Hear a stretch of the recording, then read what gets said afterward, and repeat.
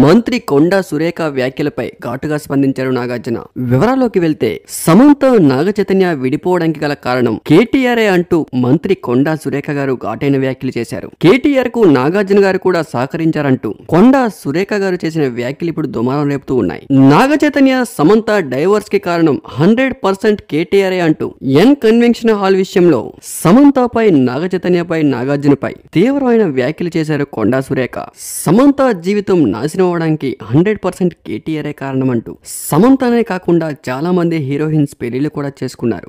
రకుల్ ప్రీత్ సింగ్ విషయంలో కూడా ఇదే జరిగిందంటూ ఆ రోజుల్లో కేటీఆర్ అధికారంలో ఉన్నప్పుడు అందరి హీరోయిన్లు ఫోన్లు ట్రాపింగ్ చేసి వాళ్ళు ఎవరితోనైనా సీక్రెట్ గా మాట్లాడితే ఆ ఆడియో కాల్ చూపించి బెదిరించి కూడా చాలా మంది హీరోయిన్స్ ని వాడుకున్నారంటూ కొండా సురేఖ తీవ్రమైన వ్యాఖ్యలు చేశారు.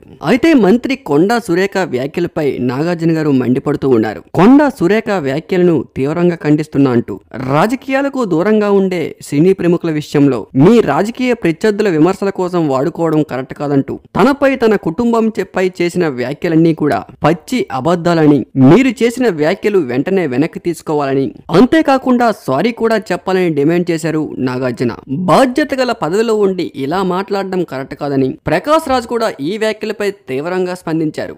సినిమాల్లో నటించే ఆడవాళ్ళంటే అంత చులకన ఏంటి? ఈ సిగ్గులేని రాజకీయాలు, మీ రాజకీయ విమర్శల కోసం హీరోయిన్ ని వాడుకుంటారా? ఇది మంచి పద్ధతి కాదంటూ ప్రకాష్ రాజ్ ట్వీట్ చేశారు. ఇక కొండా సురేఖ వ్యాఖ్యలపై చాలా మంది సినీ ప్రముఖులు, రాజకీయ ప్రత్యర్థులు చాలా మంది ఘాటుగా రియాక్ట్ అవుతూ ఉన్నారు. అంతేకాకుండా ఆడియన్స్ కూడా చాలా ఘాటుగా రియాక్ట్ అవుతున్నారు.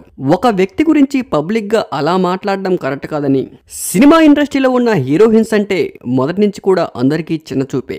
సినిమా ఇండస్ట్రీ అన్నా, అందులో ఉన్న యాక్టర్స్ అన్నా, ముఖ్యంగా ఆడవాళ్ళంటే అందరికీ చిన్న చూపే. ఇలాంటి విషయాల్లో నాగార్జున గారు ఎంతో బాధపడితే గాని అంత త్వరగా స్పందించరు.